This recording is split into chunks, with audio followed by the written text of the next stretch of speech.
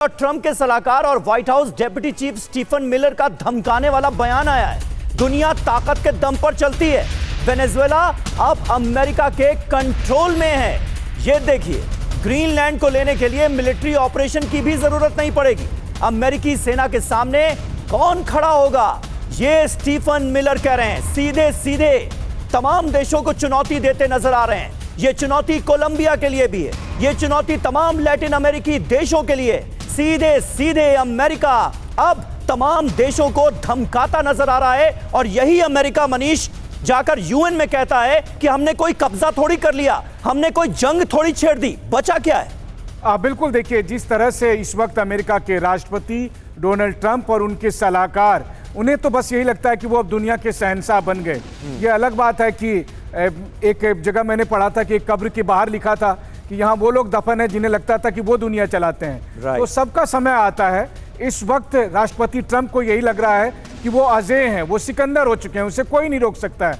और इस वक्त उनकी नज़र है कि उत्तर में कनाडा से लेकर दक्षिण में चिली तक अमेरिका का राज हो। लेकिन बात सीधी सी है कि ऐसा बहुत दिन तक चलने वाला नहीं है। अमेरिका के अंदर भी ट्रंप की पॉलिसी का बहुत ज़्यादा विरोध हो रहा है। वहीं दूसरी तरफ रूस और चीन ही नहीं बल्कि दुनिया के हर छोटे बड़े मुल्क वेनेजुएला की घटना से काफ़ी आहत हैं और विरोध के स्वर बढ़ते जा रहे हैं। यूएनएससी में तमाम देशों ने, 15 में से 13 देशों ने अमेरिका के रवैये की खुलकर आलोचना की है। उसमें छोटे बड़े सभी किस्म के देश हैं। तो ऐसी स्थिति में साफ है कि डोनाल्ड ट्रंप की इस पॉलिसी का खामियाजा उनकी प्रेसिडेंसी को भी चुकाना पड़ सकता है। हो सकता है कि इन सब वजहों से इतना केओस अमेरिका की पॉलिटिक्स में आ जाए कि अगले कुछ महीने में आप देखेंगे ट्रंप पर भी महाभियोग चलेगा। जी, ये अगर हो जाए तो ये कोई बड़ी बात नहीं होगी, क्योंकि लगातार जो पॉलिसीज हैं, एक के बाद एक जो फैसले हैं, उसको लेकर अमेरिका में भी सवाल उठ रहा है।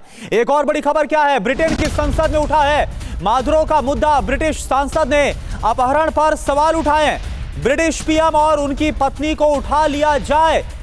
पीएम को उठाने पर ब्रिटेन क्या करेगा, कुछ इस तरह से तर्क दिया गया, उदाहरण दिया गया।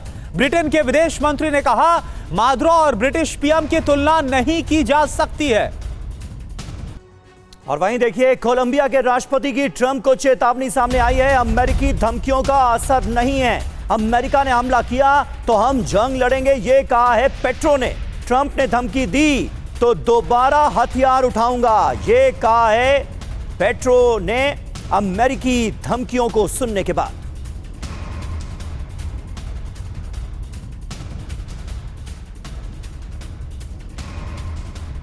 और वहीं ग्रीनलैंड के प्रधानमंत्री की तरफ से भी ट्रंप को दो टूक, ग्रीनलैंड पर कब्जे का सपना देखना बंद करे, ये निल्सन की तरफ से कहा गया। धमकी, दबाव और कब्जे की बातें मंजूर नहीं है।